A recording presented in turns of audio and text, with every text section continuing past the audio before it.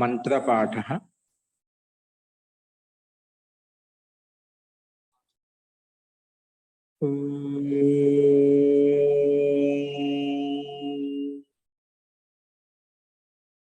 सहनावतु सहनौ भुनक्तु सह वीर्यं करवावहै तेजस्विनावधीतमस्तु मा विद्विषावहै।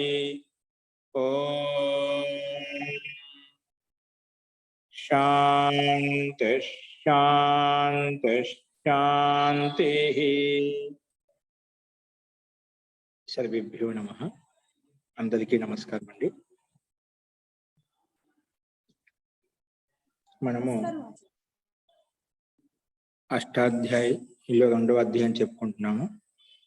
రెండవ అధ్యాయంలో ప్రథమ పాదం వరకు నిన్న మనం చూసాము. మయూరబెం సకాదయశ్చ అని చెప్పి ఈరోజు రెండవ పాదం మొదలు పెట్టుకున్నామండి. సో నిన్న చెప్పిన పాఠంలో ఎవరికైనా ఉన్న సందేహాలు ఉన్నాయా సూత్రాల్లో?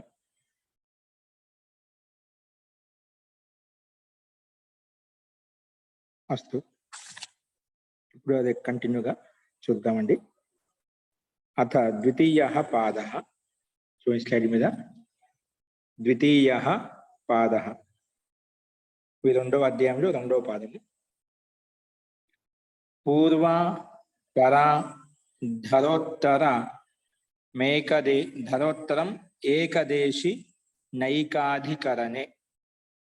ఏకదేశి నైకాధికరణే ఇది మనకు సూత్రం అండి. పూర్వాపర ధరోత్తర ఏకదేశి నైకాధికరణే ఇది సూత్రం మనకు. ఇది ఏమంటుందంటే,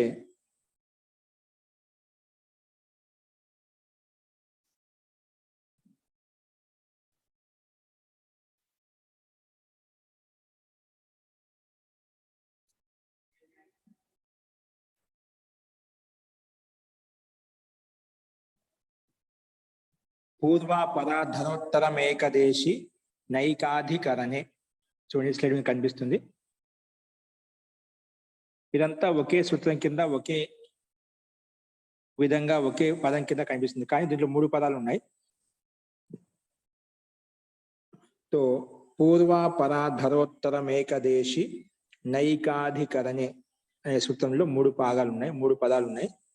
తో పద విభాగం ద్వారా పూర్వాపరాధరోత్తరం, పూర్వాపరాధరోత్తరం ఇది ప్రథమ విభక్తి ఏకవచనము. ఏకదేశిన, ఏకదేశిన ఇది తృతీయ విభక్తి ఏకవచనం. అలాగే ఏకాధికరణి, ఏకాధికరణి ఇది సప్తమి విభక్తి ఏకవచనం. ఏకాధికరణే సప్తమి విభక్తి ఏకవచనం. తో ఈ సూత్రాన్ని మూడు పదాలుగా విడగొట్టుకుని విభక్తి ఏదో నిర్ధారించాం. తృతీయార్థే సప్తమి. ఇక్కడ తృతీయ విభక్తి యొక్క అర్థంలో సప్తమి విభక్తి ఇవ్వబడింది. ఎక్కడ ఏకాధికరణి అనే శబ్దంలో సప్తమి విభక్తి ఏకవచనం కదా, అది మామూలుగా తృతీయ విభక్తి యొక్క అర్థం, కానీ ఇక్కడ సప్తమి విభక్తిలో ఇవ్వబడింది అర్థానుగుణంగా. అదంటూ చూద్దాం. తో సమాసః. పూర్వాపరాధరోత్తరం అనే శబ్దాన్ని మనం అందులో ఏ శబ్దాలు ఉన్నాయి విడగొట్టి చెప్పుకుంటున్నాం విగ్రహవాక్యం ద్వారా. పూర్వం చ, అపరం చ, అధరం చ, ఉత్తరం చ. సో దీంట్లో 4 పదాలు ఉన్నాయి. పూర్వాపరాధరోత్తరం అనే పదాన్ని విడగొట్టుకుంటే దాంట్లో ఏ పదాలు ఉన్నాయో అందులో అవి సంధి చేసి కలిపి చెప్పబడ్డాయన్నమాట. వాటిని విడిగా చెప్పుకుంటే ఏంటి పదాలు, భిన్న పదాలు ఏంటివి? పూర్వం చ, అపరం చ, అధరం చ, ఉత్తరం చ. పూర్వ, అపర, అధర, ఉత్తర ఈ 4 పదాలు ఉన్నాయండి. ఇక్కడ మనం విడగొట్టిన నపుంసకలింగంలో పెట్టుకున్నాం అటవి. తో మొత్తం కలిపితే పూర్వాపరాధరోత్తరం అలాగా వచ్చేసింది అన్నమాట. ఇవి సమాహార ద్వంద్వ సమాసం. ఇవి సమూహాన్ని యొక్క అర్థం అన్నమాట, సమూహార్థంలో చెప్పబడ్డాయి. తో పూర్వం చ, అపరం చ, అధరం చ, ఉత్తరం చ మొత్తం కలిపితే పూర్వాపరాధరోత్తరం. ఇది సమాహార ద్వంద్వ సమాసం చెప్పుకున్నాము.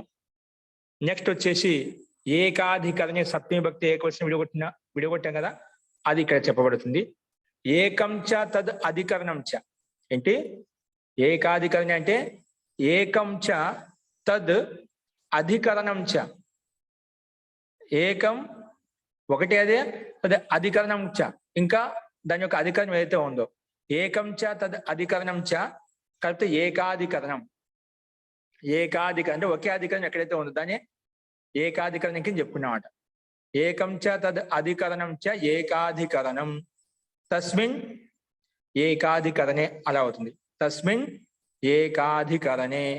ఇది కర్మధారయ తత్పురుష సమాసం అంట. ఏ సమాసము? కర్మధారయ తత్పురుష సమాసం. అస్తు. ఇప్పుడు సూత్రంలో ఏకదేశిన అనే పదం ఉంది కదా, దానికి కూడా విగ్రహవాక్యం కదా, దాని యొక్క అర్థం అంటే విడగొట్టుకొని చెప్పుకుంటున్నాం. ఏకదేశిన అంటే ఏకదేశం అంటే ఒక ఏదో కొన భాగం, స్థాన విశేషంలో ఒక కొన భాగం, దాన్ని ఏకదేశం అంటామంట. ఏకదేశో అస్య అస్తి ఇది ఏకదేశి. ఏకదేశో అస్య అస్తి ఇది అంటే ఏకదేశం అంటే ఒక స్థానం ఎక్కడైతే ఉందని ఏకదేశి అంటామంట. ఏకదేశో అస్య అస్తి ఇది ఏకదేశి. తేన ఏకదేశినా, తేన ఏకదేశినా, తేన ఏకదేశిన. ఇది దీని యొక్క తాత్పర్యం అండి. అంటే ఏకదేశం అంటే దేశం అంటే స్థాన విశేషం అండి. ఏకదేశో అస్య ఒక దేశం ఒక స్థాన విశేషం దీనికి ఉంది, దాన్ని ఏకదేశి అంటాం. తేన ఏకదేశిన, ఇది దీని యొక్క అభిప్రాయము. సో ఈ రకంగా 3 పదాలను విగ్రహవాక్యం ద్వారా మనం విడగొట్టుకొని చెప్పాం. ఇప్పుడు దీని యొక్క అర్థం చూడండి. దానికంటే ముందు అనువృత్తి పైనుంచి ఇంకేం వస్తున్నాయి చూడు. అదిగా మనకు అధ్యాయం ప్రథమాధ్యాయం సమాప్తం అయిపోయింది. ఎందుకంటే మనకు వచ్చే అధికారాన్ని కూడా ద్వితీయ అధ్యాయానికి ఎండింగ్ వరకు వస్తున్నాయి, సమాప్తి వరకు వస్తున్నాయి అన్నమాట. అందుకే ఇవన్నీ ఉదాహరణలు అనువృత్తి పదాలు ఇక్కడ కూడా వచ్చాయి. 2వ అధ్యాయం 2వ పాదంలో కూడా. సో ఏమేమి అనువృత్తి వస్తున్నాయి? తత్పురుష, విభాష, సుప్పు, సహసుప, సమాస, ఇవన్నీ అనువృత్తి వస్తున్నాయి. ఇప్పుడు దీని యొక్క అర్థం చూడండి. పూర్వ, అపర, అధర, ఉత్తర. ఏంటి? పూర్వ, అపర, అధర, ఉత్తర ఇత్యేతే సుబంతాః. ఈ సుబంతాలు ఏంటి? పూర్వ అనే సుబంతము, అపర అనే సుబంతము, అధర అనే సుబంతము, ఉత్తర అనే సుబంతం. ఇది ఏతే సుబంత. ఈ సుబంతాలు ఏకాధికరణ వాచిన. ఏకాధికరణం అంటే ఒకే అధికరణం ఉండాలంట. ఇక్కడ అధికరణం ఏకాధికరణ వాచిన. ఏకాధికరణం ఏకంచ తద్ అంటే అదే అధికరణం ఉండాలి, అదే ఒకటే ఉండాలన్నమాట. 2వ అధికరణం ఏ ఉండకూడదు. ఏకంచ తద్ అధికరణం చ అని విడగొట్టుకున్నాం. అది ఇక్కడ ఉన్నాయి. ఏకాధికరణ వాచిన. ఏకాధికరణ వాచిన అంటే ఏమిటి? ఏక ద్రవ్య వాచిన. ఒకే ద్రవ్య వాచిన. ఏకాధికరణం అంటే ఒకే ద్రవ్య వాచి ఉండాలి, వేరే ద్రవ్య వాచి అయి ఉండకూడదు. ఏంటి? ఒకే ద్రవ్య వాచి అయి ఉండాలి. ఏక ద్రవ్య వాచిన, ఏకదేశిన. అది ఏక ద్రవ్య వాచి ఉండాలి, అది ఒకే దేశ విశేషమై ఉండాలి, అంటే ఒకే స్థాన విశేషం, ఏదో ఒక కొనభాగమై ఉండాలన్నమాట. ఏకదేశిన ఇన్ని విశేషం ఇచ్చారు. అది ఏక ద్రవ్య వాచి అయి ఉండాలి, ఏకదేశీ ఉండాలి. అటువంటి సమర్థైన సుబంతైన సహా, అటువంటి సమర్థవంత సుబంతంతో విభాష సమస్యంతే వికల్పంగా సమాసం అవుతుంది. ఏ సమాసం అవుతుందంటే తత్పురుషశ్చ సమాసో భవతి అని చెప్పి ఇక్కడ చెప్పబడిందండి. ఓకేనా? సో ఇవి పూర్వ, అపర, అధర, ఉత్తర ఈ సుబంతాలు ఏకాధికరణ వాచి అంటే ఏక ద్రవ్య వాచి, ఒకే ద్రవ్య వాచి ఉండాలి. అది ఒకే ద్రవ్య వాచి, అది ఏకదేశీ ఉండాలి అన్నమాట. అటువంటి ఒకే ద్రవ్యవాచి అయినటువంటి ఏకదేశి సమర్థవంతమైన సుబంతాలతోటి వికల్పంగా సమాసం అవుతుంది. ఏ సమాసం అవుతుందంటే తత్పురుషశ్చ సమాసో భవతి అని చెప్పి చెప్పుకున్నాం. ఇది షష్ఠి సమాస అపవాద. ఇది షష్ఠి సమాసానికి అపవాసూత్రం అంట. షష్ఠి సమాసానికి అపవాసూత్రం అన్నమాట. అదేంటో మనం చూద్దాం. ఇంకా ఉదాహరణ ఇచ్చేది ఇక్కడ మనం చెప్పాం. పూర్వ, అపర ఈ సుబంతాలు ఏకదేశి ఏకాధికరణ వారి సుబంతాలతో సమాసం అవుతాయి. ఏంటవి? పూర్వం కాయస్య పూర్వకాయ. పూర్వకాయ, పూర్వం అనే శబ్దము కాయ అనే ఏకదేశవాది శబ్దంతో సమాసమైనమాట. పూర్వం కాయస్య పూర్వకాయ. నద్యాః పూర్వం పూర్వనది. నద్యాః పూర్వం పూర్వనది. అపరం కాయస్య అపరకాయ. అలాగే వృక్షస్య అపరం అపర వృక్షం. కాయస్య అధరం అధరకాయః, గృహస్య అధరం అధరగృహం, ఉత్తరం కాయస్య ఉత్తరకాయః. ఇవి ఇక్కడ ఉదాహరణలు ఇవ్వబడ్డాయి. ఇక్కడ పూర్వ, అపర, అధర, ఉత్తర ఈ సుబంతాలు ఏకద్రవ్యవాచి అంటే ఏకదేశ అంటే ఒక అవయవవాచి సమర్థవంతమైన ఒకే అవయవై ఉండాలంట. సమర్థవంతమైన సుబంతంతో వికల్పంగా సమాసానికి పొందుతాయి. అదో తత్పురుష సమాసం అవుతుందని చెప్పుకున్నాం. ఏకదేశం అంటే ఒక అవయవం, ఒక అవయవం. ఏకదేశం అంటే అవయవం జిస్మేహో అంటే ఒకే అవయవం ఎందులైతే ఉందో దాన్ని ఏకదేశి అంటామట. సముదాయ అవయవి, సముదాయం అవుతుంది అవయవి అవుతుంది. ఆ సముదాయంలో ఉండే ఒక అవయవం ఏకదేశి అవుతుంది. అందుకే ఏకదేశ అవయవం జిస్మే హో వహు ఏకదేశి कहलाता है. అర్థాత్ సముదాయము అవయవి అవుతుంది, దాని యొక్క ఒక భాగము అవయవం అవుతుంది అన్నమాట. అందుకే అవయవికే ఒక ద్రవ్యము, అవయవి యొక్క ఒక ద్రవ్యం అయినప్పుడే, ఒక అవయవం అయినప్పుడే సమాసం అవుతుంది. అనేక ద్రవ్యాలు ఉన్నప్పుడు సమాసం కాదు. అంటే ఏదైనా ఒక సమూహానికి ఒక అవయవం అయి ఉండాలి. అటువంటి సందర్భంలో ఒక ఏకదేశి ఉన్నప్పుడు మాత్రమే ఈ సూత్రం ప్రకారంగా సమాసం అవుతుంది.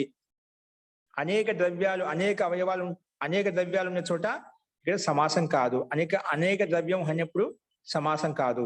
ఉదాహరణకి ఎలా అంటే ఛాత్రానాం పూర్వం, ఛాత్రానాం పూర్వంలో అవయవి ఇక్కడేంటి సమూహం కదా, ఛాత్రులు అవయవి వాచి, కానీ అనేకంగా ఉన్నారు.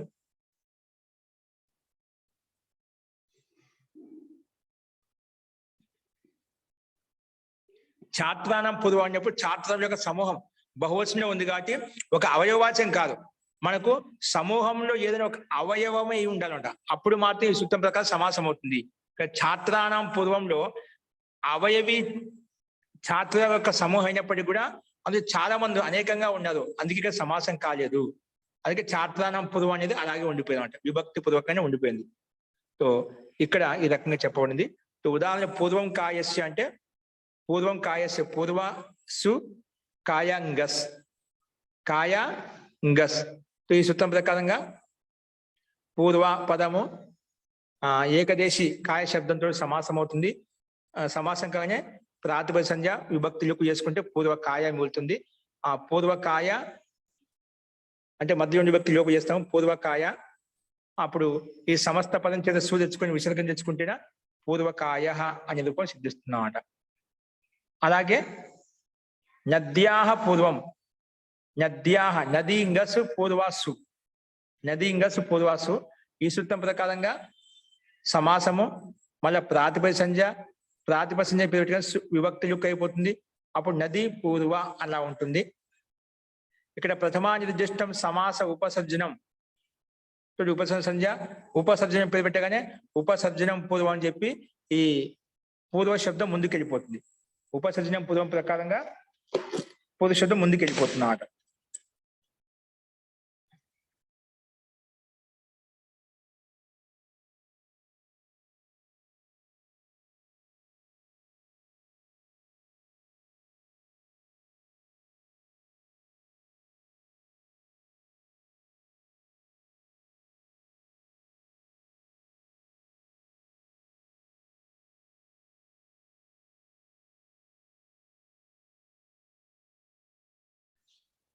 అస్తు. ఈ రకంగా ఉదాహరణ ఇవ్వబడ్డాయి. తో ప్రథమా నిర్దిష్టం సమాస ఉపసర్జనం ప్రకారంగా, ప్రథమా నిర్దిష్టం సమాస ఉపసర్జనం ప్రకారంగా ఏమవుతాయి, తో ఉపసర్జనం ముందుకు వెళ్ళిపోతుంది అంటే పూర్వ శబ్దం ముందుకు వెళ్ళిపోతుంది. అందుకే పూర్వ నది అలా వచ్చిందన్నమాట. ఇక్కడ సమస్త పదం చేత సు తెచ్చుకుంటాము. సు రాగానే హల్గ్యాభ్యో దీర్ఘ శృతిస్య ప్రిక్తం హల్ అనే సూత్రం ప్రకారంగా సుకి లోపం చేస్తే పూర్వ నది అలా ఉండిపోతుంది. అలాగే అపరం కాయస్య అపరకాయ, ఇక్కడ అపర కాయాంగస్ అపరాస్వం పెట్టుకుంటాము. ఇక్కడ కావాలంటే ప్రథమా నిర్దిష్టం సమాస ఉపసర్జనం ప్రకారంగా ఉపసర్జన సంజ్ఞ పెట్టుకుని ఉపసర్జనం పూర్వం ప్రకారంగా అపర శబ్దాన్ని ముందు తెచ్చుకోవచ్చు. అలాగే వృక్షస్య అపరం అపర వృక్షం, ఇది కూడా అపర శబ్దం ముందుకు వెళ్ళిపోయింది. కాయస్య అదం అదరకాయ ఇక్కడ ముందుకు వచ్చేసింది. గృహస్య అదరం, అదర గృహం, ఇక్కడ అదర శబ్దం ముందుకు వచ్చేసినాడు ఉపసర్జనం పూర్వం ప్రకారంగా. ఇక్కడ అమ్మ ముందు అక్కడ సు తెచ్చుకొని సుస్థానంలో అతోం ప్రకారంగా అమ్మ వస్తుంది. అమ్మ రాగానే అమ్మి పూర్వ ప్రకారంగా పూర్వరూపం చేసుకుంటున్న అదర గృహం అలా వస్తాయన్నమాట. విసర్గం ఉన్న చోట ఋతు విసర్గము ససజుసోరు కరవసాన్యుడు విసర్జనీయ ప్రకారంగా విసర్గం వస్తుంది. లేని చోట సుస్థానంలో అతోం ప్రకారంగా అమ్ము తెచ్చుకొని అమ్మి పూర్వ ప్రకారం కలిపేసుకుంటేనా తో గృహం అనే రూపం సిద్ధిస్తుంది. అదర గృహం ఇక్కడ ఒకటే శబ్దం ఉంది మనకు. తో మిగిలిన దాంట్లో అన్నింటిలో విసర్గం ఉంది కాబట్టి సు తెచ్చుకొని ఋతు విసర్గం చేసేసుకుంటామట. అలాగే ఉత్తరం కాయస్య ఉత్తర కాయ, ఉత్తరాసు కాయంగా పెట్టి ఉత్తర కాయ అనే సమస్త పదం సు తెచ్చుకొని విసర్గం చేసుకుంటేనా ఉత్తర కాయ అనే రూపం కూడా సిద్ధిస్తుందండి. అస్తు ఈ రకంగా మనం చూసాము. ఇక్కడ ఏక అధికరణ వాచి ద్రవ్యం కాబట్టి అనేకంగా లేవు కాబట్టి ఇక్కడ సూత్రం ప్రకారం షష్ఠి సమాసానికి అపవాసితం అంట. ఒకే షష్ఠి సమాసం హోతాతో ఎలా ఉంటుందంటే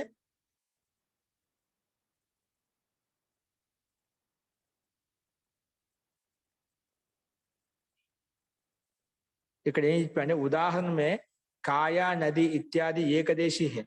కాయ శబ్దము నది శబ్దం ఇక్కడ ఏమున్నాయి? పూర్వకాయ, నద్యా పూర్వ నది. ఇవి నదీ శబ్దం కాయ శబ్దం ఏంటంట? ఇవి నదీ శబ్దము కాయ శబ్దము కాయ నది ఇత్యాది ఏకదేశీ అంటే ఏకదేశ వాచ శబ్దం అంట. ఎందుకంటే వాటి యొక్క అవయవం పూర్వంలో उत्तरम उन्नामट पूर्वोत्तरम, क्योंकि उन्हीं का अवयव पूर्व उत्तर है. పూర్వము ఉత్తరంగా ఉందన్నమాట. అంటే ఇందుకే అవయవవాచి శబ్దం అన్నమాట. అందుకే ఒకే అధికరణ వాచి కూడా కాబట్టి అనేకంగా లేవు. అందుకే షష్ఠి సమాసానికి అపవాదంగా చెప్పుకున్నాము. ఒకవేళ షష్ఠి సమాసం అయితే కాయ నది అనే శబ్దాలు ఉపసర్జనం పూర్వం అనే ప్రకారం పూర్వనిపాతం చేసేవాళ్ళం. కానీ ఇప్పుడు పూర్వనిపాతం చేయకుండా పరనిపాతం కూడా చేసామంట. కాయ శబ్దము నదీ శబ్దము, అందుకే పూర్వ కాయ కాయ శబ్దం పదంగా ఉంది, పూర్వ నది నది శబ్దం పదంగా ఉంది. ఇక్కడ మామూలుగా షష్ఠి సమాసం అంటే ఇవి ముందుకు వచ్చేటివి, కానీ ఇక్కడ షష్ఠి సమాసం చేయలేదు కాబట్టి ఇక్కడ పరనిపాతం ప్రకారం ఉపసర్జనం పూర్వం ప్రకారంగా అవి పూర్వరూపం అయ్యాయంట. పదరూపం కాలేదు, నిపాతం చేసేవాళ్ళం కాలేదు ఇక్కడ. కాబట్టి ఇవి పక్క పరనిపాతం అలాగే ఉండిపోయాయి అన్నమాట. అస్తు ఈ రకంగా ఈ సూత్రాన్ని మనం చూసాము. నెక్స్ట్ చూడండి, ఇందులో సందేహం ఉందా? కేవలము పూర్వ శబ్దం కాయ శబ్దం సమాసినప్పుడు ఈ రకంగా రూపాలు మనకు సిద్ధించాయి. అంటే ఆచార్య షష్ఠి తత్పురుషం వస్తే షష్ఠంతమైన కాయ శబ్దానికి పూర్వ నిపాతం చేయాల్సి వస్తుంది, చేయాల్సి వచ్చింది. ఇప్పుడు కాయ పూర్వ అనే అసాధు వచ్చిందన్నమాట. పూర్వకాయ అంటున్నా, కాయ శబ్దం పుత్ర పదంలో ఉంది, కానీ పూర్వ నిపాతం అంటే షష్ఠి సమాసం అయితే పూర్వ నిపాతం చేసేవాళ్ళం. అప్పుడు కాయ పూర్వ కాయ పూర్వ అని వస్తుంది, కాయ పూర్వ నదీ పూర్వ అలా ఉండేది అన్నమాట. కానీ ఇక్కడ మనం షష్ఠి సమాసం చేయగలదు కాబట్టి తత్తు సామాన్య చేసాం కాబట్టి కమజోర సమాసం చేసాం కాబట్టి ఇక్కడ అది రాలేదు. అందుకే కాయ నదీక ఉపసర్జనం పూర్వం సే పూర్వ నిపాతం హో జాతా, కానీ కాలేదు ఇక్కడ. అందుకే పరనిపాతం అలాగే ఉండిపోయామంట. అంటే మనం పెట్టుకోవడమే కాయ శబ్దం ముందు పెట్టుకోం, పూర్వ సు కాయ ఇంగసం పెట్టుకుంటాం. కాయ శబ్దం ఎలా పదంగానే ఉంది, దానికి పూర్వ రూపం చేసుకోమండి ఉపసర్జనం పూర్వం ప్రకారంగా ఇక్కడ చేసుకోమండి. ఒకవేళ షష్ఠి సమాసం చేస్తా నేను చేస్తుందని చేసింటే ఉపసర్జనం పూర్వం ప్రకారం ముందు వచ్చేది, కానీ ఇక్కడ పూర్వ నిపాతం అయ్యేది, కానీ చేయలేదండి. మనం నేను చేశాను చెప్పాను, అది చేయలేదు ఇక్కడ మనం. ఓకే అవయవి అంటే ఏంటి? ఇక్కడ సమూహంను అవయవి అంటాం. చెట్టు అంతా ఒక అవయవి అండి. చెట్టు మొత్తం అవయవి. చెట్టులో ఉండే కాయలు శాఖలు ఆకులు అవి ఒక అవయవం, ఒక కొమ్మ ఒక అవయవం. అర్థమైందా? మొత్తం శరీరం అంతా అవయవి. ఈ శరీరంలో ఉండే ఒక భాగం చెయ్యి ఒక అవయవం, కళ్ళు ఒక అవయవం, కాళ్ళు ఒక అవయవం, అటు ఒక పార్ట్ ఒక భాగం అవుతుందని అవయవం అంటాం. అవయవి అంటే మొత్తం పిండం ద్రవ్యం. అర్థమైందని ఇప్పుడు అని మరి ఛాత్రాణం అక్కడ ఆ ఛాత్రానం సమూహం, సమూహంలో సమూహం నుంచి ఒకరిని తీసుకోలేదు, ఆ సమూహంలో ఒక అవయవం అయిపోయేది. ఛాత్రానాం అంటున్నాం, ఛాత్రానాం అన్నప్పుడు అక్కడ ఛాత్రానం పురం అని అనేక మంది వస్తున్నారు, అవయవ వస్తే మొత్తం వచ్చేస్తున్నారు అనమాట. అది అక్కడ అనేకంగా ఉన్నది, అందుకే ఇక్కడ సమాసం కాలేదన్నమాట. అక్కడ ఏం చెప్పాం మనం, ఏకదేశి నైకాధికరణే. ఏకదేశి అంటే ఒకే స్థాన విశేషం ఉండాలన్నమాట. ఏకదేశం ఒకే స్థాన విశేషం ఉండాలి అంటే ఏకద్రవ్యవాచి ఉండాలి, అనేక ద్రవ్యవాచి ఉండకూడదు, అనేక అవయవవాచి ఉండకూడదు, ఏదైనా ఒకే అవయవవాచి ఉండాలన్నమాట. ఛాత్రాన్ని అనేక అవయవవాచి అయిపోతుంది, అనేక మంది ఛాత్రులు వచ్చేస్తామన్నమాట. అనేక అవయవి అయ్యింది అక్కడ, అంతే కదా. అనేక అవయవిగా అనేక అవయవం అయిపోతుంది. కానీ వ్యక్తిగతంగా తీసుకుంటే అనేక అవయవిగా తీసుకోవచ్చు. ఓకేనా, అందుకే ఇక్కడ సమాసం కాలేదు. నెక్స్ట్ అర్ధం నపుంసకం. అర్ధం నపుంసకం. అర్ధం ప్రథమ విభక్తి ఏకవచనం, నపుంసకం ప్రథమ విభక్తి ఏకవచనం. అర్ధం నపుంసకం అనువృత్తి పైనుంచి ఏకదేశి నైకాధికరణే అనే సూత్రానికి పూర్తిగా అనువృత్తి వస్తుంది. ఏకదేశి నైకాధికరణే. ఓకేనా, చూడండి ఇక్కడ అనువృత్తి వస్తున్నాయి. ఏకదేశి నైకాధికరణే, తత్పురుష, విభాష, సుప్పు, సహసుప, సమాస, ఇవన్నీ అనువృత్తి వస్తున్నాయండి. ఇప్పుడు అర్థం గమనించండి. అర్థం ఏంటంటే నపుంసకలింగే వర్తమానో, నపుంసకలింగే వర్తమానో యో అర్ధశబ్ద. నపుంసకలింగంలో వర్తమానమైనటువంటి ఏదైతే అర్ధశబ్దం ఉందో, సూత్రంలో అర్ధశబ్దం ఉందా, అర్ధం నపుంసకం.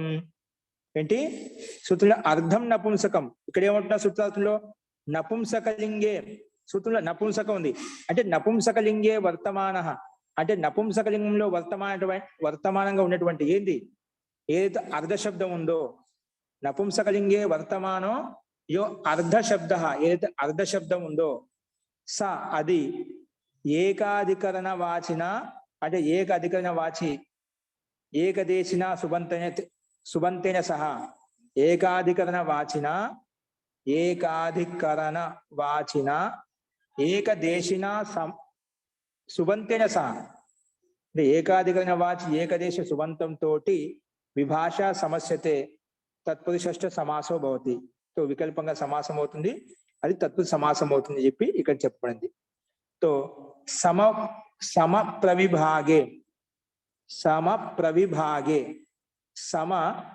ప్రవిభాగే అర్ధశబ్దో నపుంసకే వర్తతే. సమ ప్రవిభాగే అర్ధశబ్ద ఇది నపుంసకలింగంలో విద్యమానంగా ఉందంటండి. ఏంటి నపుంసకలింగంలో విద్యమానంగా ఉంది. తతో అన్యత్ర పుల్లింగ. సమ ప్రవిభాగంలో మాత్రమే అర్ధశబ్ద అనేది నపుంసకలింగంలో తీసుకోబడుతుంది. తతో అన్యత్ర ఈ సమ ప్రవిభాగం కాకుండా వేరే చోట అది అర్ధశబ్దం అనేది అర్ధ అనే పుల్లింగం తీసుకుంటాం. కేవలం సమ ప్రవిభాగంలో మాత్రమే అర్ధశబ్దం అనేది నపుంసకలింగంలో తీసుకోబడుతుంది. ఇది ఒక వ్యవస్థ అండి, ఒక నియమం, ఒక రూల్, కానూన్ అనమాట. సో సమ ప్రవిభాగంలో ఉన్నప్పుడే అర్ధశబ్దం నపుంసకలింగంలో ఉంటుంది. తతో అన్యత్ర పుల్లింగ. ఈ సందర్భాన్ని వదిలేసి మిగిలిన అన్ని చోట్ల పుల్లింగం ఉంటుంది అని ఈ సూత్రం చెప్పిందండి. సో అయమపి షష్ఠి సమాస అపవాద. ఇది కూడా షష్ఠి సమాసానికి అపవాద సూత్రము. సో చూడండి ఉదాహరణ, పిప్పల్యా అర్ధం అర్ధ పిప్పలి. పిప్పలి శబ్దం షష్ఠి నదీ శబ్దం సమ, నద్యాహ అని చెప్తే అలాగా పిప్పల్యా అర్ధం. పిప్పలి అంటే ఒక చెట్టు పేరు విశేషం అండి. అంటే పీపల్ అంటాం కదా, అంటే ఉదుంబర చెట్టు ఏదైతే ఉందో అది. పిప్పల్యా అర్ధం అర్ధ పిప్పలి. అర్ధ కోశాతకి, కోశాతక్యాహ అర్ధం కోశాతకి, ఇలాగా ఉంటాయన్నమాట.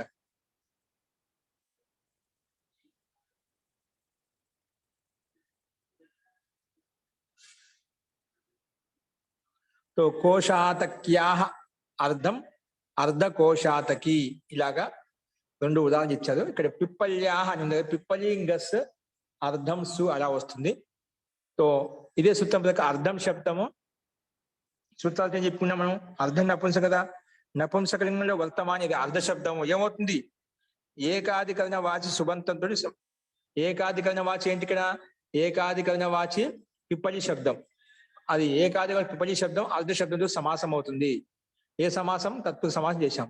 సో సమాసం చేయగానే ప్రాతిపదిక సంధ్య విభక్తి లుక్ అయిపోతుంది, అప్పుడు అర్ధ పిప్పలి అలా ఉంటుంది. ఈ సమస్త పదం చేత మనం సు తెచ్చుకొని ఆ సూకి హరింగ్యాభ్యో దీర్ఘ శృతిశ్య ప్రిక్తం హల్ ప్రకారంగా లోపం చేస్తే అర్ధ పిప్పలి అనే రూపం సిద్ధిస్తుంది. అలాగే అర్ధ కోశాత్, అర్ధం కోశాతక్యా అంటే కోశాతకి ప్లస్ గస్, కోశాతకి గస్ అర్ధస్సు. ఇక్కడ ఈ సూత్రం ప్రకారంగా అర్ధ శబ్దానికి ఏకదేశీ వాసి సమానాధికరం అంటే కోశాతకి శబ్దంతో సమాసం చేస్తాము. సమాసం చేయగానే ప్రాతిపదిక సంధ్య విభక్తులకు అర్ధ కోశాతకి ఉంటుంది. ఇక్కడ సమస్త పదం సు తెచ్చుకుని సుకి ఋత్వ విసర్గం చేసుకుంటే అర్ధ కోశాతకి అనే రూపము సిద్ధిస్తుంది. అస్తు అంటే అర్ధ పిప్పలి అంటే పిప్పలి ఉదుంబర చెట్టు అని చెప్పారా, దాని యొక్క అర్ధ భాగం పిప్పలి అనే చెట్టుకి ఆధా భాగం, పిప్పల్యా అర్ధం పిప్పలికో ఒక ఆధా భాగము. అలాగే అర్ధ కోశాతకి అంటే సగము, కోశాతకి తురయి సగం ఏదైనా కానీ, ఇక తురయి అంటే అర్థం ఏదో కొంచెం భిన్నంగా ఉంది, అదేదో ఉంది నాకు కూడా గుర్తు రావడం లేదు. అర్ధ కోశాతకి అంటే ఏదైనా అర్థం, ఇప్పుడు ఏ విధంగా పిప్పలి అనే వృక్ష విశేషం ఆధా భాగం అని చెప్పా, అలాగే అర్ధ కోశాతకి సగం అని చెప్పి ఇక్కడ చెప్పబడింది అన్నమాట. ఈ రకంగా 2 ఉదాహరణలు మనం చూసాము. అస్తు, ఇందులో ఏదైనా సందేహం చెప్పండి. ఇంకా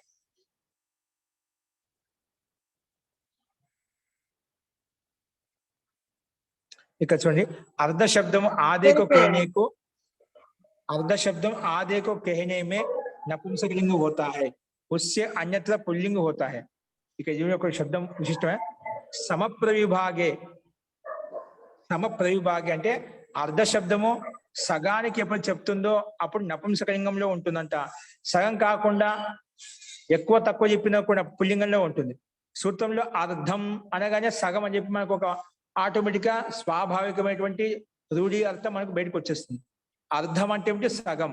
కానీ ఇక్కడ అర్ధం అనేది శబ్దం ఎలా వస్తుంది, సమప్రవిభాగం సమానంగా ఉన్న స్థితిలో అర్ధ శబ్దం నపుంసకలింగంలో ఉంటుంది అంటే సమానంగా ఉన్నప్పుడు. మిగిలిన సందర్భాల్లో అన్యత్ర పుల్లింగ హేవ, అర్ధ శబ్దంతో మనం పుల్లింగం తీసుకోవాలి కానీ నపుంసకలింగం తీసుకోకూడదు అని చెప్పి సిద్ధాంతికి ప్రస్తావించాడు. అది ఇక్కడ అర్ధ శబ్దం ఆదేకో కేనమే సగం అనే అర్థంలో అయితే నపుంసకలింగంలో ఉంటుంది. సగము అనే అర్థం, అర్థం అంటే సగము అనే అర్థం తీసుకున్నాం అనుకోండి, అది ఎల్లప్పుడూ నపుంసకలింగంలోనే ఉంటుంది. ఎప్పుడైతే అర్ధ అనే శబ్దాన్ని సగము అనే అర్థంలో తీసుకుంటామో అది ఎల్లప్పుడూ నపుంసకలింగంలోనే ఉంటుంది. మిగిలిన చోట్ల తతో అన్యత పుల్లింగ, అప్పుడు పుల్లింగ శబ్దం తీసుకోబడుతుందన్నమాట. అంటే అప్పుడు అర్థానికి వేరే అర్థం వస్తుందండి, అర్థం శబ్దానికి ముందున్న విశేషణ బట్టి ఉంటుంది, అర్థం అర్థంలో మార్పు వస్తుంది. అక్కడ వేరే అర్థం అంటే శబ్దం ఏ లింగంలో ఉంటుంది, పుల్లింగంలో ఉంటుంది. అక్కడ సగమే ఉంటుంది కానీ శబ్దం ఏంటి ఏ లింగంలో ఉంది నిర్ధారించబడింది. అక్కడ పుల్లింగంలో ఇప్పుడు మామూలుగా అయితే ఇది సగము అనే అర్థం చెప్పేటప్పుడు అయితే నపుంసకలింగం తీసుకోబడుతుంది. సగము అనుకోకుండా ఎక్కువ తక్కువ, కొంచెం ఎక్కువ తక్కువ చెప్పాను కూడా, గట్టి సగం అనుకో సగానికి కొంచెం ఎక్కువ ఉంది తక్కువ ఉంది అంటుంటే అలాంటి కథనం కూడా చెప్తుంటారా, అటువంటి సందర్భంలో పుల్లింగమే తీసుకోవాలి. సమప్రవిభాగం చెప్పినప్పుడు మాత్రమే నపుంసకలింగంలో ఉంటుంది. దానికంటే ఎక్కువ తక్కువ చెప్పినామంటే అది మామూలుగా కూడా ఉంటుంది. ఓకేనా?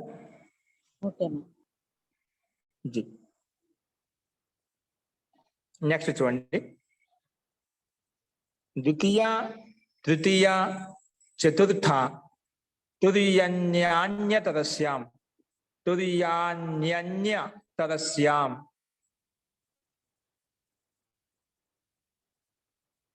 ద్వితీయ తృతీయ చతుర్థ తుర్యాని, ఇదంతా సమస్త పదం ఏంటి ఎలా విడగొట్టుకున్నాము, 2 పదాల కింద విడగొట్టాం మొత్తాన్ని.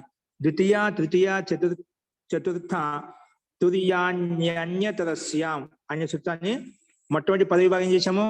ద్వితీయ తృతీయ చతుర్థ తుర్యాని ఇది ప్రథమ విభక్తి బహువచనం, మొత్తం నపుంసకలింగంలో ఉంది. ద్వితీయ తృతీయ చతుర్థ తుర్యాని ప్రథమ విభక్తి బహువచనము. అన్యతరస్యాం, అన్యతరస్యాం అంటే అవ్యయపదము, అన్యతరస్యాం అంటే అవ్యయపదం. ఇప్పుడు సమాసం చూడండి.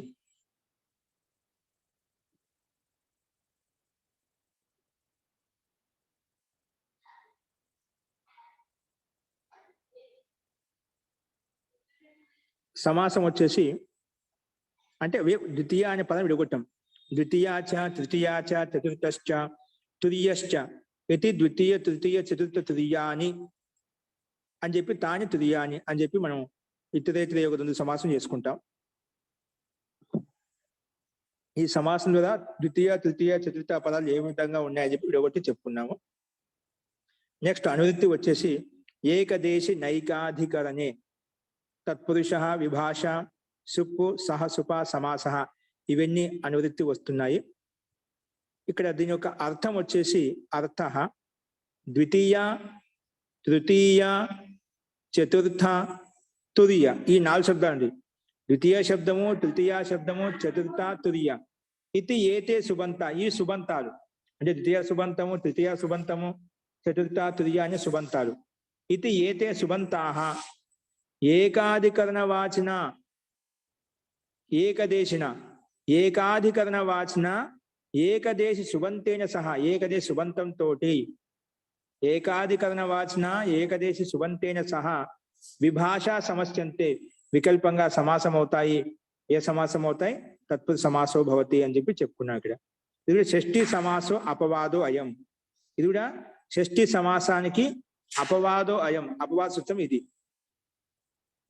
ఇక్కడ అన్యతరస్యాం గ్రహణేన సూత్రంలో అన్యతరస్యం ఉంది కదా, అన్యతరస్యం గ్రహణంతో ఏం గ్రహించబడుతుంది అది చెప్తున్నా. ఇక్కడ అన్యతరస్యాం గ్రహణేన పక్షే సోపి భవతి.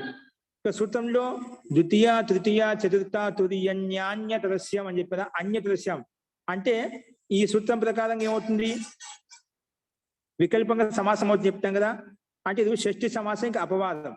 షష్ఠి సమాసానికి అపవాదం అయినప్పుడు ఈ సూత్రం ఏమంటుందంటే అన్యతరస్యం గ్రహణేన.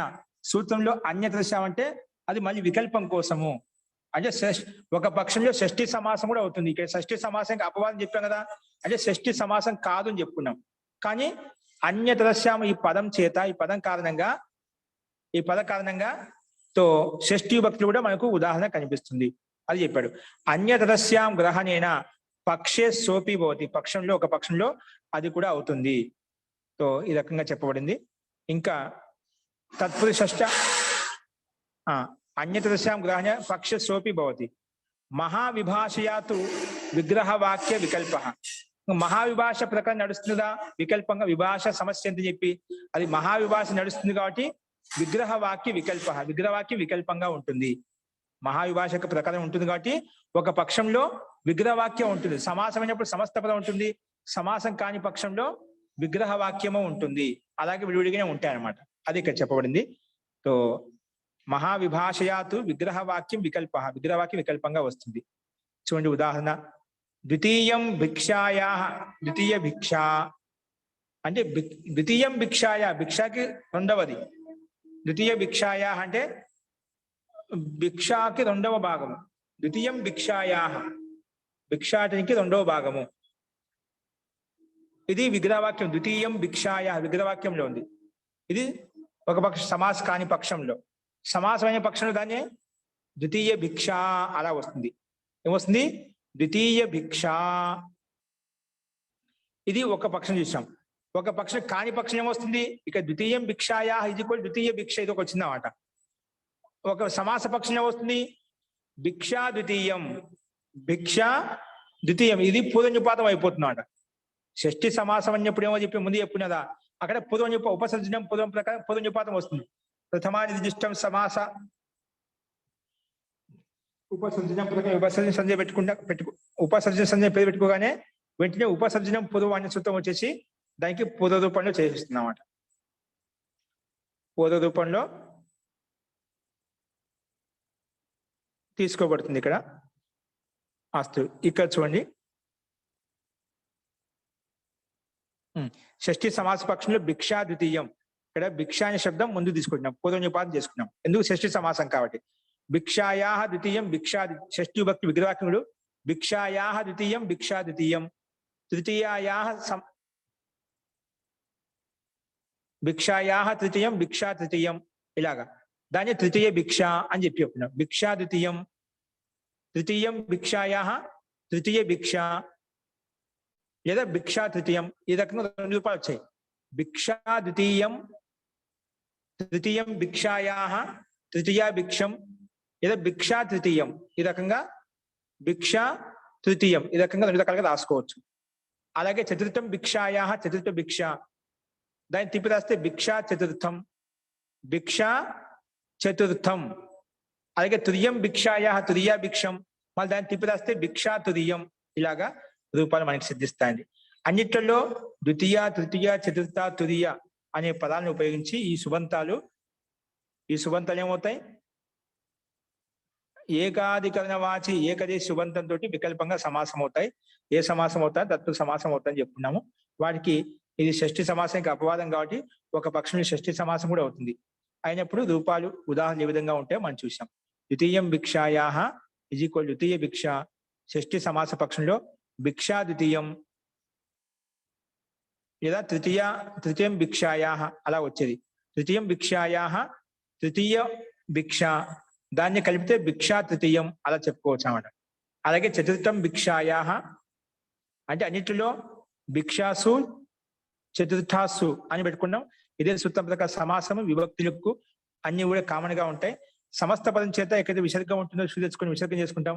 అమ్మున్న చోట ఇక్కడ భిక్షా తురియం ఉంది, భిక్షా తురియ అని ఉంది. ఇక్కడ సు తెచ్చుకుంటే అమ్ము తెచ్చుకొని భిక్షా తురియం అనే రూపాన్ని మనం సిద్ధింపజేస్తామండి. ఈ రకంగా ఈ సూత్రాన్ని మనం అర్థం చేసుకోవాలి. అంటే భిక్షాకి చతుర్థ భాగము, భిక్షాకి చౌథా భాగము, భిక్షాకి చతుర్థ భాగం, తురియ భాగము అంటే అంతిమ భాగము, ఏదో కొంచెం అల్పంగా ఉండేది తురియ భాగం, అంతిమ భాగము. ఇలాక ఈ రకంగా అర్థాలు ఉంటాయి. అస్తు. ఇది ఈ సూత్రం యొక్క అభిప్రాయం. అస్తు. ఇందులో సందేహం ఉందా?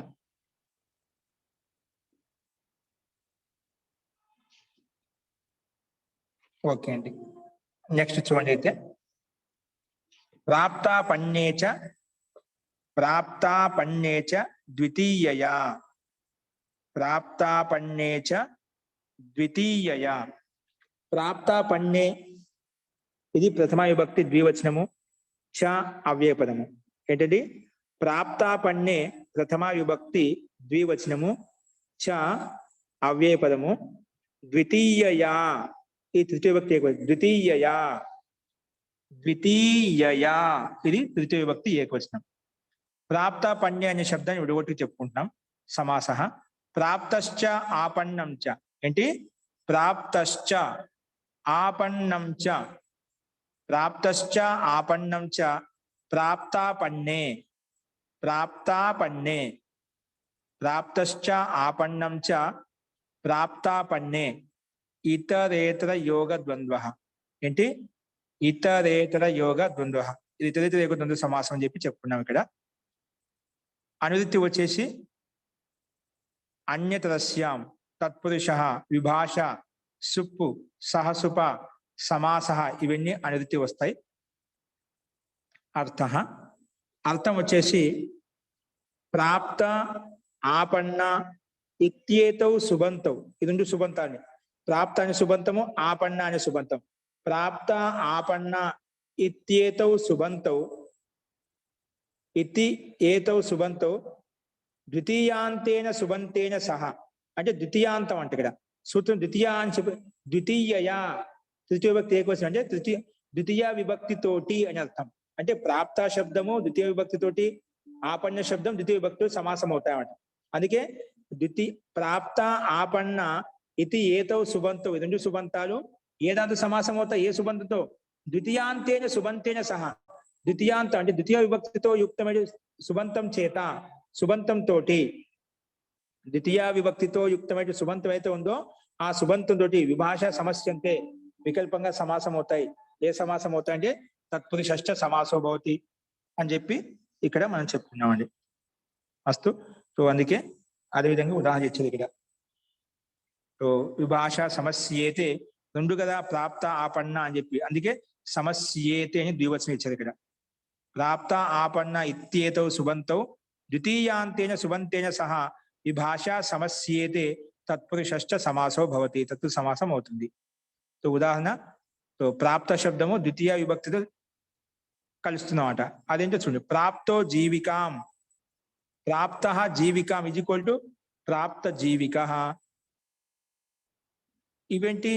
ప్రాప్తసు జీవిక అమ్ అని పెట్టుకుంటాం ఇక్కడ. ప్రాప్తసు జీవిక అమ్. ఈ సూత్రం ప్రకారంగా ప్రాప్త శబ్దం కదా, ద్వితీయ విభక్త జీవికాం ద్వితీయ విభక్తి ఎంత కాబట్టి దీనికి సమాసం అయిపోయింది. సమాసం చేయగానే ప్రాప్త జీవిక అలా ఉంటుంది. ప్రాప్త జీవిక తర్వాత సమస్త పదం చేసి తెచ్చుకొని ఋత్వ విసర్గం చేసుకుంటే ప్రాప్త జీవిక అయిపోతుంది. అలాగే ద్వితీయ సమాస పక్షంలో, ఎందుకు ద్వితీయ అని చెప్పారా, ద్వితీయ సమాస పక్షం జీవిక ప్రాప్త, జీవిక ప్రాప్త. ఇప్పుడు ద్వితీయ సమాస పక్షంలో ఏమవుతుంది? జీవిక ప్రాప్త. ఇక్కడ ఏమవుతుందంటే షష్ఠి సమాసం చేశాం కాబట్టి ఇక్కడ ఉపసర్జనం పూర్వం ప్రకారంగా ప్రాప్త శబ్దం ముందుకు వచ్చేస్తుంది. ప్రాప్త జీవికంలో ప్రాప్త జీవిక అలాగే ఉంది, కానీ ద్వితీయ సమాస పక్షం అయిపోయింది. జీవిక ప్రాప్త, జీవిక శబ్దం ముందుకు వచ్చేసింది. పూర్వ నిపాతం చేసుకున్నాం. ప్రాప్త శబ్దము ఉత్తర పదంలోకి వెళ్ళిపోయింది అన్నమాట. అందుకే జీవిక ప్రాప్త. అలాగే ఆపన్నో జీవికం, ఆపన్న జీవిక ద్వితీయ సమాస పక్షం అవుతుంది. అప్పుడు జీవికాపన్న ఇది తిప్పి రాసేస్తాం. జీవికాపన్న, ఆపన్న శబ్దము తర్వాత అయిపోతుంది, జీవిక అనే శబ్దం ముందుకు వచ్చేస్తుంది. జీవికాపన్న అలాగా రూపం సిద్ధిస్తుంది. ఇది కూడా యహస్వతు ద్వితీయ తత్పురుష సమాసానికి అపవాదం. ఏదానికి? ద్వితీయ తత్పురుష సమాసానికి ఇది అపవాదం అంట. అంటే 2:1:23 సూత్రానికి అపవాద సూత్రం.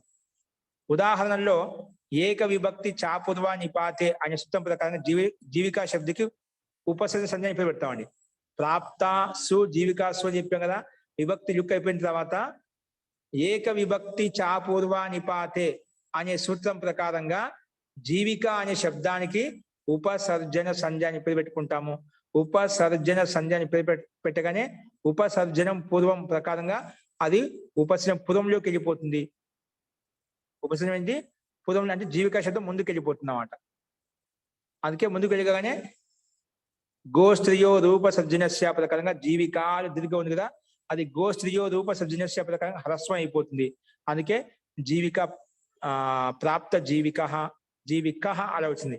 లేకపోతే ఏమైపోయింది? జీవిక దీర్ఘ ఉండేమాట. కానీ ఇక్కడ మనము గోస్త్రియో రూప సర్జనస్య ప్రకారంగా హ్రస్వం చేశాం. అందుకే ఈ రకంగా రూపాలు సిద్ధించాలి. ప్రాప్తో జీవికాం ప్రాప్త జీవిక. ద్వితీయ సమాస పక్షంలో జీవిక అమ్ము ప్రాప్తాసు, ప్రాప్త సు జీవిక అమ్ము ప్రాప్త జీవిక అయిపోయింది. ద్వితీయ సమాస పక్షంలో జీవిక అమ్ము ప్రాప్తాసు. సో ఈ సూత్రం ప్రకారంగా జీవిక అనే పదానికి ఉపసర్జన సంజ్ఞ ఉంది కాబట్టి ఉపసర్జన పూర్వం ప్రకారం ముందు వచ్చింది. అందుకే జీవిక ప్రాప్త మన సమస్త పరిస్థితులు తెచ్చుకొని ఋత్వ విసర్గం చేసుకుంటే జీవిక ప్రాప్త అనే రూపం సిద్ధిస్తుంది. అలాగే ఆపన్నో జీవికం ఆపన్న జీవిక తిప్పి రాస్తే జీవికాపన్న ఇలాగా 2 రూపాయలు సిద్ధిస్తాయి మనకు. సో ఆపన్నో జీవిక అని చెప్పి మనం 2 రకాలుగా ఉదాహరణ చూసాం. ఒకటేమో ద్వితీయ సమాస పక్షంలో, ఒకటి సామాన్యంగా తత్పురుష సమాస పక్షంలో సుబంతే వికల్పంగా తత్పురుష సమాసం అవుతుంది చెప్పిన ఆ సమాసం ప్రకారంగా అవుతుంది ఒక పక్షంలో. రెండో పక్షంలో సామాన్యంగా జీవికా ప్రాప్త అనే రూపం మనకు సిద్ధిస్తుందండి. అంటే పునరుపాసన చేసుకొని. అలాగే ఆపన్న జీవిక ఇలా కూడా మనం అర్థం చేసుకోవాలి. ఆపన్న జీవిక జీవికా ఆపన్నో జీవిక జీవికాపన్న అనే రూపాలు మనకు సిద్ధిస్తాయి. అస్తు. ఈ రకంగా మనం ఈ ఉదాహరణ చూసాము. అంటే జీవికను పొందాడు. ప్రాప్త జీవిక అంటే జీవికను పొందాడని అర్థం వస్తుంది. ఆపన్న జీవిక అంటే జీవికను ఇక్కడ పొంది అదే అర్థం వస్తుంది. పదాలు తారుమారైన ప్రాప్త జీవిక అని చెప్పిన మొదట్లో, దాన్నే ద్వితీయ సమాస పక్షంలో జీవిక ప్రాప్త జీవిక శబ్దం ముందుకు వెళ్ళిపోయింది. కానీ అర్థం ఏమొస్తుంది? అర్థం అంటే అదే ఉంటుంది. జీవికను పొందాడు, ఆ జీవికను పొందాడు అర్థం వస్తుంది. అలాగే ఆపన్న జీవిక దాన్ని తిప్పి రాస్తే జీవికాపన్న ఇదే విధంగా మనకు ఉదాహరణ ఉంటుంది. ఈ రకంగా మనం దీన్ని అర్థం చేసుకోవాలి. జీవికను పొందాడు అనే అర్థం వస్తుంది అన్నమాట. సో తాత్పర్యం ఒకే విధంగా ఉంటుంది. అస్తు. సో అదే క్రమంలో ఇది ఒకటి సూత్రం చూడండి. కాలాహ పరిమాణిన. కాలాహ ప్రథమ విభక్తి బహువచనం, పరిమాణిన తృతీయ విభక్తి ఏకవచనం. పైనుంచి అనువృత్తి తత్పురుష, విభాష, సుప్పు, సహసుప, సమాస ఇవన్నీ అనువృత్తి వస్తున్నాయి. సో పరిమాణిన అంటే ఏమిటి అది ఇక్కడ చెప్తున్నాడు. పరిమాణిన అంటే ఏంటంటే పరిమాణం అస్య అస్తి ఇది పరిమాణి. పరిమాణం దీనికి ఉంది, దాన్నే పరిమాణి అంటాం. పరిమాణం ఎక్కడైతే ఉంది దానికి పరిమాణం అంటాం, దాన్నే పరిమాణిని. పరిమాణం అస్య అస్తి ఇది పరిమాణి. పరిమాణం దేనికైతే ఉందానే పరిమాణి అంటాం. పరిమాణం దేనికైతే ఉందానే పరిమాణి. అలాగా పరిమాణం అస్య అస్తి ఇది పరిమాణి. తేన పరిమాణిన, తేన పరిమాణిన. అలాగా దీని యొక్క ఉత్పత్తి చెప్పుకోవచ్చు, తేన పరిమాణిన అని చెప్పి. ఇప్పుడు దీని యొక్క అర్థం చూడండి. పరిమాణవాచిన కాల శబ్ద అంటే పరిమాణం చెందుతున్నటువంటి కాలవాచ శబ్దం అయితే ఉందో, పరిమాణవాచిన కాల శబ్ద అదే పరిమాణవాచిన సుబంతేన సహా. పరిమాణవాచి పరివర్తన చెందిన కాలవాచి సుబంతం అయితే ఉందో అదే పరిమాణవాచి సుబంతంతో, అంటే పరివర్తన చెందుతున్నటువంటి సుబంతంతో, పరిమాణవాచిన సుబంతేన సహా సుబంతంతో విభాష వికల్పంగా సమస్య అంటే సమాసం అవుతుంది. ఏ సమాసం అవుతుంది? తత్పురుషష్ఠ సమాసం అవుతుంది, తత్పురుష సమాసం అవుతుంది చెప్పి ఇక్కడ చెప్పబడిందండి. సో ఇది అంటే పరిమాణవాచి కాలశబ్దము అదే పరిమాణవాచి సుబంతంతో వికల్పంగా సమాసాన్ని పొందుతుంది. ఏ సమాసం అవుతుందంటే తత్పురుష సమాసం అవుతుంది చెప్పి ఇక్కడ మనం చెప్పుకున్నామండి. సో ఉదాహరణకి ఇక్కడ ఇది కూడా షష్ఠి సమాసానికి అపవాసూత్రం అన్నమాట. షష్ఠి సమాసానికి అపవాసూత్రం. ఇక్కడ జాత శబ్ద పరిమాణి. ఇప్పుడు సూత్రంలో ఉదాహరణ ఇచ్చారు. మాసో జాతస్య మాస జాత. ఒక మాసం, ఒక నెలలో ఉత్పన్నమైన వాడిని మాస జాత. ఎంతైందండి పుట్టి పిల్లడు? ఒక నెల అయింది అంటుంటాం కదా, అలాగే వాటిని సంస్కృతిలో మాసో జాత, మాస జాత అంటే మాసో జాతస్య అంటే ఉత్పన్నమై ఇంకో ఒక మాసం అయిందండి. మాసో జాతస్య మాస జాత, సంవత్సరో జాత సంవత్సర జాత అంటే సంవత్సర జాతస్య సంవత్సర జాత, ద్వ్యః జాత త్రయః జాత. పిల్లడు పుట్టి 2 రోజులే అయిందండి, పిల్లడు పుట్టి 3 రోజులే అయిందండి, ఇలా కూడా చెప్తూ ఉంటామంట పిల్లవాడిని చూడగానే. ఈ రకంగా పరిమాణవాచి సుబంతము, కాలవాచి సుబంతము, పరిమాణవాచి సుబంతంతో ఇక్కడ సమానం చేశాం. సో రెండు కూడా పరివర్తనశీలమైనటువంటి కాలవాచి సుబంతాలు. ఇక్కడ మాసం కూడా పరివర్తిస్తుంది. జాత పుట్టిన పిల్లవాడు వెళ్తున్నదో అది కూడా పరివర్తనశీలమైనటువంటి పిండ విశేషం అన్నమాట. కాబట్టి పరిమాణవాచి కాల శబ్దం అనేది అదే పరిమాణవాచి సుబంతంతో వికల్పంగా సమాసం అవుతుంది. విభాష సమస్య అంటే తత్పురుషష్ఠ సమాసం, తత్పు సమాసం అవుతుంది అని చెప్పి చెప్పుకున్నాము. అది మాసో జాతస్య మాస జాత, సంవత్సర జాత, ద్వ్యః జాత త్రయః జాత అని ఉదాహరణలు ఇక్కడ చూపబడ్డాయి. అంటే మాసాసు జాత ఇంకా అలా వస్తుంది. తో రాగానే మాస జాత ప్రాతిపదిక సంఖ్య విభక్తి చేసుకుంటే మాస జాత ఉంటుంది. సమస్త పదం చేత తెచ్చుకుని దృష్టిలో విసర్గం చేసుకుంటే మాస జాత. అలాగే సంవత్సర జాత, ద్వి ఔ జాతాసు,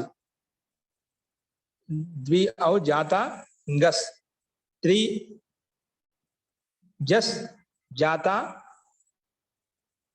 సు, త్రి జస్ జాత సు.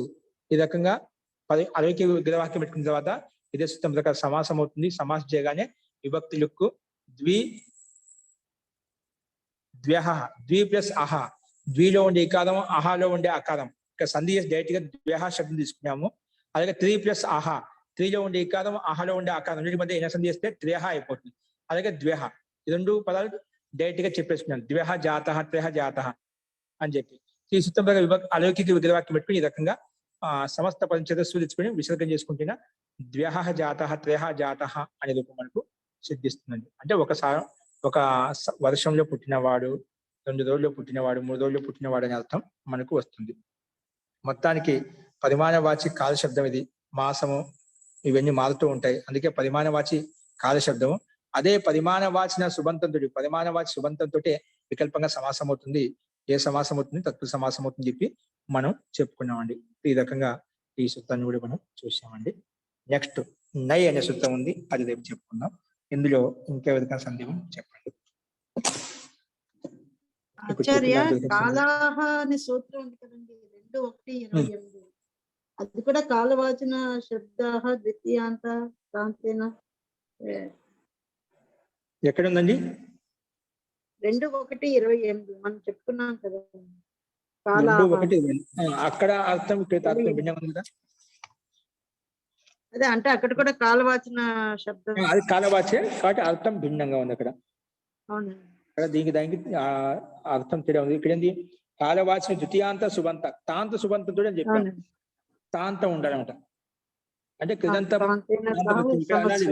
కాలవాచి సుబంతం అదే పరిమాణవాచి సుబంతంతో అవుతుంది. ఇక్కడ అదే అక్కడ కూడా తత్పురుష పరిమాణవాచి సమాసం. కాల శబ్దము అదే పరిమాణవాచి సుబంతంతో అవుతుంది.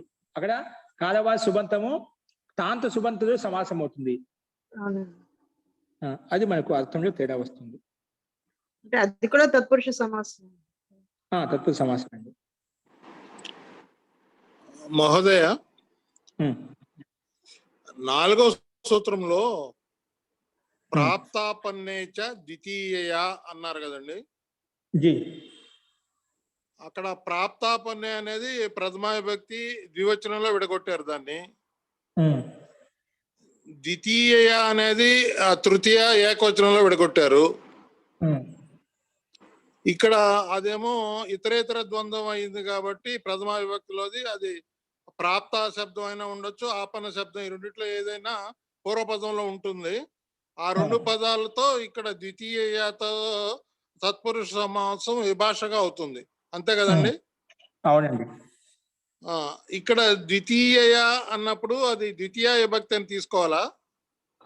ద్వితీయ విభక్తి యుక్తం చేశాను. ద్వితీయ అంటే ద్వితీయ విభక్తి తోటి, ప్రాప్త శబ్దం ద్వితీయ విభక్తి తోటి, ఆపన్న శబ్దం ద్వితీయ విభక్తి తోటి, అది తృతీయ విభక్తి బహువచనం ఏకవచనం చెప్పాను. అంటే ఆ శబ్దం తోటి అంటే ద్వితీయాంత శబ్దం తోటి, ద్వితీయ విభక్తితో యుక్తమైన శబ్దం. అది ఏ శబ్దమైనా అవ్వచ్చు కానీ అది ద్వితీయ విభక్తిలో తప్పనిసరిగా ఉండాలి. తప్పనిసరిగా ఉండాలి. అది ఏకవచనం కావచ్చు, ద్వివచనం కావచ్చు, బహువచనం కావచ్చు, ద్వితీయాంత శబ్దంతమే ఉండాలి. అదేలేండి, ద్వితీయాంత శోభంతమే ఉండాలి. మరి ఇక్కడ ద్వితీయ సమాస పక్షాన్ని ఒక వేరే పక్షంగా రాశారు దానికి ఉదాహరణలో. అంటే ద్వితీయ సమాసం కాని పక్షం ఒకటి ఉంది కదా. అంటే ఒక పక్షంలో విగ్రహవాక్యం ఎలా ఉంటుందా? మనకు సూత్రం చెప్తుంది విభాష సమస్యేతి అని చెప్పి వికల్పంగా సమాసం అవుతుంది. అంటే ఒకసారి సమాసం ఉన్నప్పుడు ప్రాప్త జీవిక వస్తుంది, కాకపోతే విగ్రహవాక్యం ఎలా ఉంటుంది? ప్రాప్తో జీవిక అలాగే ఉంటుంది అన్నమాట. ఇది మనకు సూత్రాంత ప్రకారంగా అయిపోయింది. ఒక పక్షంలో ద్వితీయ సమాస పక్షంలో ఏమవుతుంది? ద్వితీయ సమాసం అపవాదం అండి.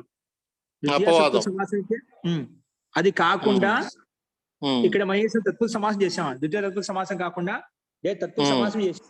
ద్వితీయ విభక్తి తత్పురుష సమాసం చేశారు. తత్పురుష సమాసం చేసాం. అర్థమైందండి, ధన్యవాదాలు. ఆచార్య, ఈ జీవికా ప్రాప్త అన్నది మనకి 2:1:24 వచ్చింది కదా. ద్వితీయ అశ్రిత, ఆశ్రిత, పతిత, ప్రాప్త ఇవన్నీ వచ్చినప్పుడు ద్వితీయ వచ్చింది కదండి సూత్రం. జీ జీ మళ్ళీ అక్కడ కూడా అర్థం చూడండి. అక్కడ ఒక సుబంతం వేరే తాంతం ఏదో ఒకటి మాకు చెప్పామట. అర్థం గమనిస్తే తేడా వస్తుంది మనకు.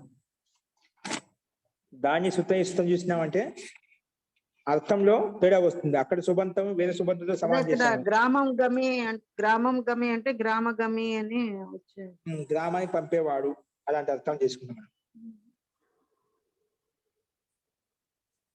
దానికి వ్యత్యాసం తేడా ఉందండి. ఓకేనా? కానీ శ్రిత, ఆశ్రిత అవన్నీ వచ్చినప్పుడు నార్మల్ ద్వితీయ వస్తుంది. శ్రిత, ఆశ్రిత, ప్రాప్త, పన్నేచ ద్వితీయ, ద్వితీయ శ్రీత పత్త ప్రాప్త పన్నేచ ద్వితీయ, ఇదే కదా సూత్రం. ఇవన్నీ వచ్చినప్పుడు ద్వితీయ విభక్తి వస్తుంది.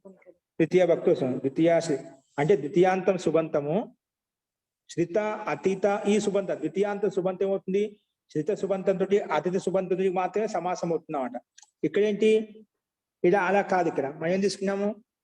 ద్వితీయ అంటే ఆ ముందు పదాలు కేవలం ప్రాప్త ఆపన్న తోటి అవుతాయన్నమాట. ఇక్కడ ద్వితీయ భక్తి ద్వితీయాంత సుబంతమే. అక్కడేమో శ్రీ తాతి ఆ ప్రాప్త ఏంటి? అతీత శ్రీ శ్రిత అతీత పతిత గత అత్యస్త ప్రాప్త ఆపన్న. ప్రాప్త ఆపన్న కూడా ఉందండి. ఓ ఇక్కడ ప్రాప్త శబ్దం ఆపన్న శబ్దం కూడా ఉన్నాయి కదా, మళ్ళీ ఇక్కడ విశేషంగా ఎందుకు పెట్టాయి అంటే ఇక్కడ ద్వితీయాంత సుబంతము శ్రిత అతీత ఆపన్న శబ్దాలు సమాసం అవుతుంది. ఇక్కడేంటి? ప్రాప్త ఆపణ ఇత్యేత సుబంతం ద్వితీయాంతంతో సుబంతం సమాసం అవుతున్నాయి.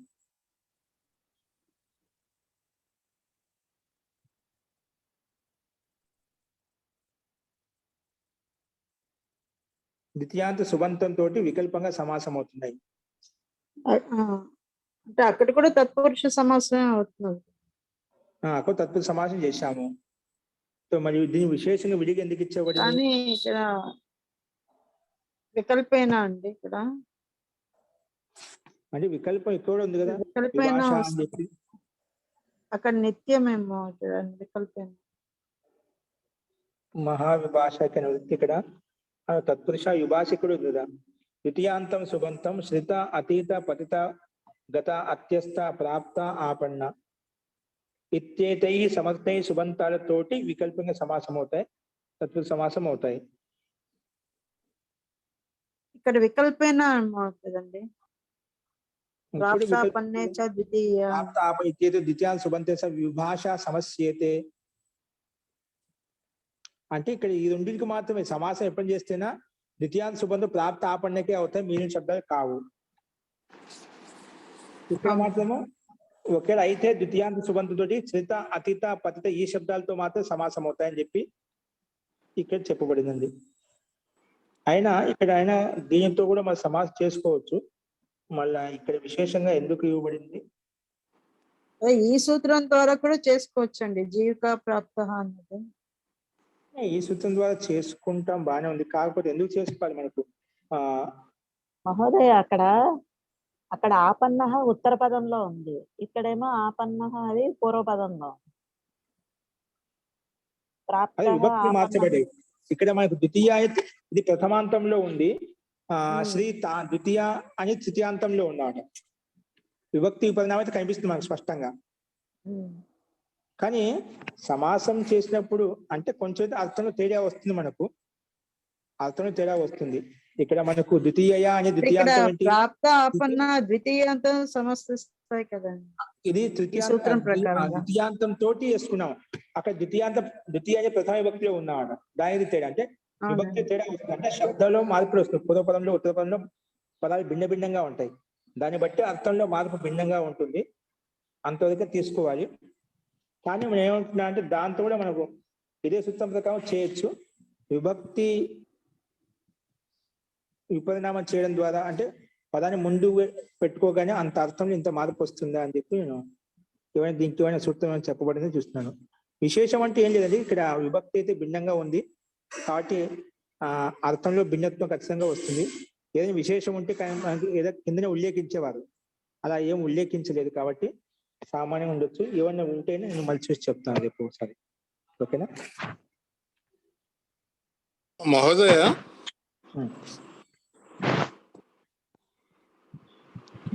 మహోదయ చెప్పండి. మామూలుగా తత్పురుష సమాసం అంటే ఉత్తర పద ప్రాధాన్యం కదా,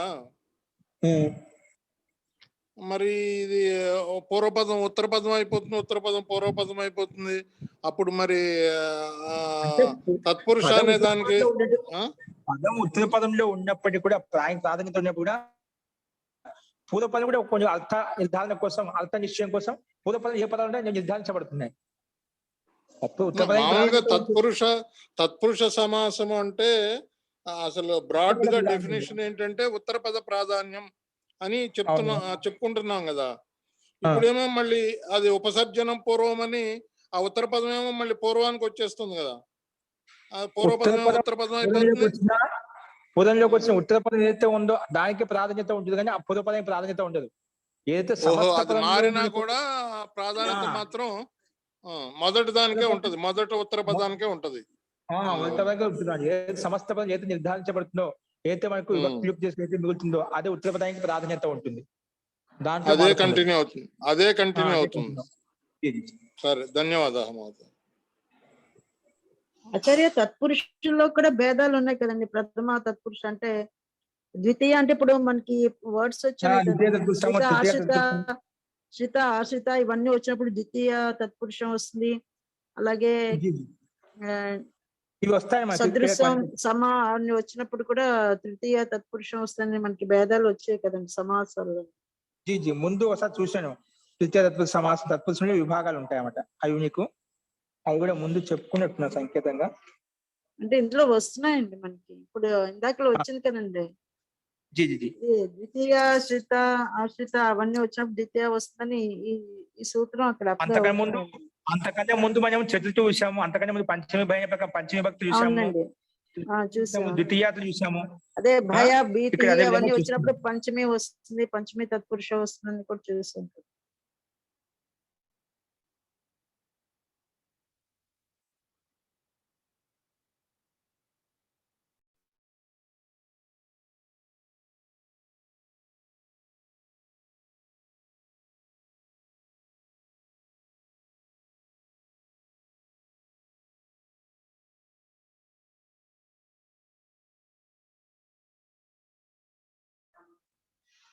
జీ జీ ఆ రాజ్యలక్ష్మి గారు, చెప్పండి.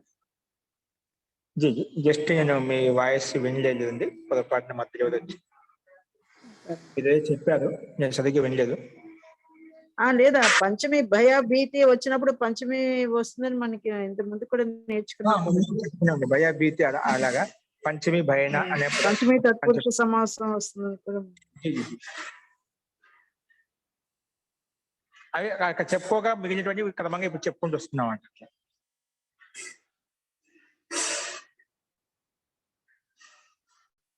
అవునండి, అక్కడ అవన్నీ చెప్పాము. ఇప్పుడు కూడా మనం ఈ సూత్రం ప్రకారం కూడా అదే అవన్నీ మనకు సూత్రం గుర్తుంటే మీకు దానికి వ్యత్యాసం ఎక్కడ ఎందుకు ఎలా మాది కూడా మీకు కొంచెం అవగాహన వస్తూ ఉంటుంది. మీకు కూడా ఇప్పుడు ముందు పదంలో ఏ అర్థం తీసుకోబడింది, ఇక్కడ ఏ అర్థం దాకా తీసుకుంటున్నాం, వాటికి మనకు అర్థంలో భేదం భిన్నత్వం కనిపిస్తుంది. ఒకే అర్థం అన్ని సామాన్యంగా ఉంటే మనం ఏం చేయాల్సిన అవసరం లేదు. అనుదిత ద్వారా కూడా మనకు ఏదో సాధ్యమని తగ్గించుకోవడానికి ప్రయత్నం చేస్తాం, కానీ అర్థంలో ఏదైతే మార్పు అయితే ఖచ్చితంగా కనిపిస్తూ ఉంటుంది. ఆ అర్థాన్ని మనం గమనించాలి. శబ్దాన్ని గమనిస్తే మనకు తెలుస్తుంది, తేడా అయితే కనిపిస్తుంది. అస్తు ఓకే, ఇటువంటివి ఇంకా మీకు మనకు ఇంకా ముందుకు కొద్ది అన్ని సూత్రాల యొక్క వీటి ప్రకారం సమాప్తి, ఈ సమాస ప్రకారం అయిపోతున్నా ఇంకా కొన్ని ఉన్నాయి దీంట్లో. అప్పుడు మీకు కూడా అన్ని ఒక రూపురేఖ ఇలా ఉండి దీంతో సమాసం చెప్పి కూడా మీకు తెలుస్తున్నాం. దాన్ని బట్టి కూడా మనం కొంచెం మళ్ళీ పరిశీలించవచ్చు, దీన్ని పరీక్షించవచ్చు. ఇది ఈ సూత్రాలు ఇక్కడ వచ్చాయినప్పుడు ఈ రకంగా అర్థం తీసుకోబడింది, ఇది ఈ శబ్దం చేసినప్పుడు ఇలా ఉంది అని చెప్పి కూడా మనం చెప్పుకోవచ్చు అండి. అంటే ఇక్కడ ఉపలక్షణంగా కొన్ని చెప్పాను, దాన్ని ఆధారం చేసుకొని మనం విశాలంగా అదే విధంగా అన్ని చోట్ల కూడా ఇదే విధంగా అర్థం చేసుకోవచ్చు అని. మూల సిద్ధాంతం అని చెప్పుకుంటాం, దాన్ని బేస్ చేసుకో అన్ని చోట్ల ఇదే విధంగా మనం అర్థం చేసుకోవాలి. ఓకేనా? ఓకే అండి, అస్తు. ఇంకా ఒకసారి ఇంకేమైనా దీంట్లో ఇవ్వబడిందేమో చూద్దాము. అలాగా అక్కడ సూత్రం ఇవ్వబడ్డే విశేషంగా చెప్పబడింది, నాకు ఇంకా సందేహం ఉంది. ఆయన చూసి ఏమైనా ఉంటే విశేషంగా చూసి చెప్దామండి. అస్తు అస్తు మంత్రపాఠ.